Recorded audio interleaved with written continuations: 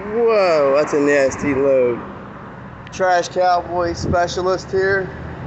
We're in Little Handon Town today, fighting off the rain.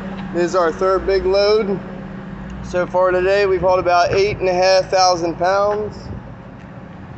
Me and my partner in the truck is 4,900. The last load is about 2,900 pounds. There it is right there. You see it?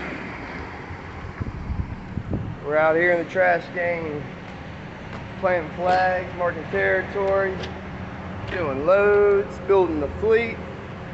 I love our life. We feel blessed, so blessed. Wouldn't trade my life for $1 million. See the towers. It's creepy out here in Little Handon Town today. Have a blessed day, everybody. Like and subscribe.